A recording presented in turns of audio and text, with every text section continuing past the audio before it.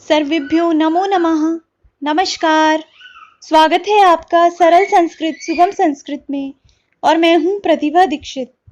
शब्द देखकर प्रत्यय को पहचानने की श्रृंखला में आज हम इस वीडियो में ऐसे प्रत्ययों के बारे में बात करने वाले हैं जिनसे बने शब्दों के अंत में ता दिखाई देता है। तो ऐसे दो प्रत्यय हैं जिनसे बनने वाले शब्द तांत होते हैं। तो कौन कौन से ऐसे दो प्रत्यय हैं?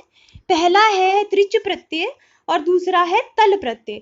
ये दोनों जो प्रत्यय हैं इनमें आपको शब्दों में एक समानता दिखाई देती है, किंतु वस्तुतः इनमें अलग अंतर होता है जिसको आप देखते ही आप ये बता सकते हैं कि इसमें त्रिच प्रत्यय है और इसमें तल प्रत्यय है। तो हम जब प्रत्यय का अध्ययन करते हैं तो हम प्रत्ययों को पढ़ लेते हैं अलग अलग, और जब परीक्षा कक्ष में हम प्रश्न हल करते हैं तो वहां पर हमें एक कंफ्यूजन पैदा हो जाता है। ये मेरे साथ भी हो चुका है। जब मैं प्रतियोगी परीक्षा की तैयारी कर रही थी और मैं जब एग्जाम देती थी तो वहां पर अच्छे से पढ़ के जाने के बावजूद भी परीक्षा में कंफ्यूजन पैदा हो जाता था। तो तभी मैंने सोचा कि क्यों ना इन प्रत्ययों की कंपैरेटिव स्टडी की जाए, अर्थात ऐसे प्रत्ययों को साथ साथ पढ़ा जाए जिनमें एक समान लगने वाले शब्द बनते हैं। तो ये जो त्रिच और तल प्रत्यय हैं इन दोनों में ही ता शेष रहता है। तो इनमें हम अंतर कैसे करें उसके बारे में बात करते हैं कि त्रिच और तल प्रत्यय जो हैं दोनों अलग अलग ही प्रत्यय हैं। त्रिच जो प्रत्यय है वो कृदंत प्रत्यय है। कृदंत का तात्पर्य है ये धातुओं से होता है और इस त्रिच प्रत्यय में चौकीत संज्ञा होकर त्रि शेष रहता है, किंतु जब इसके रूप चलते हैं तो पुल्लिंग में इस तरह से अंत में ता दिखाई देता है, कर्ता, हर्ता, धर्ता, इस प्रकार से। तो यहाँ पर हमको ता दिखाई देता है, लेकिन इससे बने हुए जो शब्द होते हैं त्रिच प्रत्यय से, उसके रूप तीनों लिंगों में चलते हैं। तो पुल्लिंग से बने जो शब्द होते हैं जहां पर अंत में ता होता है वहां पर ता, धा, डा, टा और दा इस तरह से आपको शब्द दिखाई दे सकते हैं। तो जहां पर भी ता दिखाई देता है, अगर वहां आपको कंफ्यूजन हो कि यहाँ पर तल प्रत्यय है कि त्रिच प्रत्यय है, तो इसकी सीधी सी पहचान ये है, जब त्रिच इस तरह से शब्द आपके दिमाग में आए तो त्रिच के साथ आप कर्ता शब्द को फिट कर लीजिए कि त्रिच कर्ता। तो जब कर्ता आपके दिमाग में फिट हो जाएगा तो आपको ये पता चल जाएगा कि क्री धातु से त्रिच प्रत्यय करने से कर्ता शब्द बनता है और क्री धातु से होता है। तो इसका तात्पर्य ये है कि त्रिच जो प्रत्यय है धातुओं से ही होता है। तो अगर परीक्षा में ऐसा कोई शब्द हो जिसमें धातु से ता प्रत्यय हुआ हो, जैसे दोगदा, अब ये जो दोगधा शब्द है इसको देखकर ही हम समझ सकते हैं कि दुह धातु से यहाँ पर त्रिच प्रत्यय हुआ है। तो धातु से हुआ है इसलिए त्रिच प्रत्यय यहाँ पर होगा। इससे बने हुए शब्द कैसे होते हैं? जैसे कर्ता, हर्ता, कष्टा, दोगदा, रोधा, सोढ़ा। तो यहाँ पर एक तो ये बात है, सबसे मुख्य पहचान तो ये ही है कि जहां पर धातु के साथ ये प्रत्यय लग कर शब्द बना हो वहां पर त्रिच प्रत्यय होगा।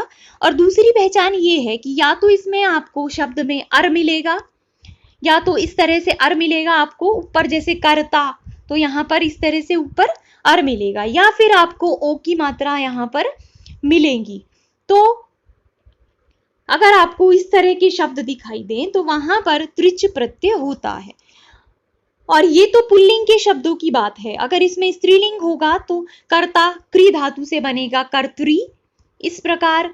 और अगर नपुंसकलिंग होगा पद तो यहाँ पर इस तरह से पद बनेगा कर्त्री।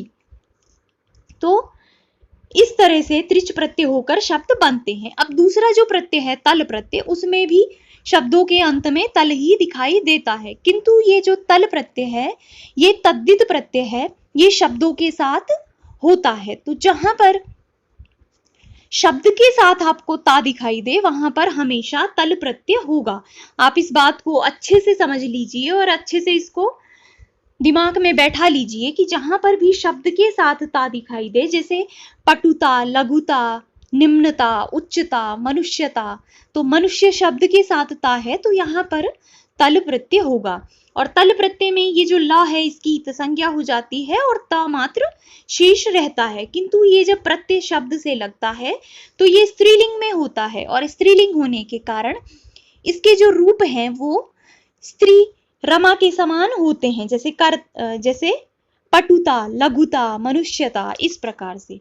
तो यहाँ पर सीधा सीधा डिफरेंस इनका है कि जहां शब्द से ता हो वहां पर तल प्रत्यय है और जहां पर धातु से ता हो वहां पर त्रिच प्रत्यय है। जैसे तल के उदाहरण देखते हैं, पटुता, लघुता, मनुष्यता, शुक्लता, इस प्रकार।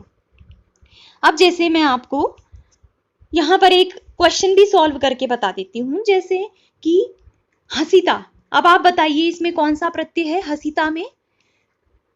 तो हाँ, बिल्कुल सही, यहां पर हस धातु से त्रिच प्रत्यय कर रूप बनता है हसिता, इस प्रकार। अब एक और शब्द देती हूं, बंधुता। तो बंधुता में कौन सा प्रत्यय है? बंधुता में बंधु शब्द से प्रत्यय हुआ है तो यहां पर तल प्रत्यय है।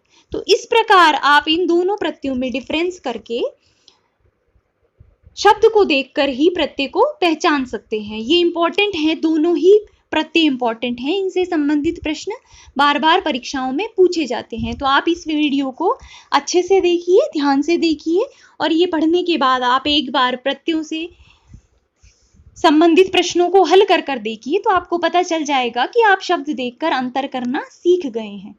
तो इस वीडियो को हम यहीं पे समाप्त करते हैं। अगर आपको ये पसंद आया है तो आप इसे लाइक करें, अधिक से अधिक शेयर करें और इसी तरह के और वीडियोस देखने के लिए चैनल को सब्सक्राइब करें और बेल आइकन को भी प्रेस कर दें जिससे आपको आने वाले वीडियोस के नोटिफिकेशंस मिल सके।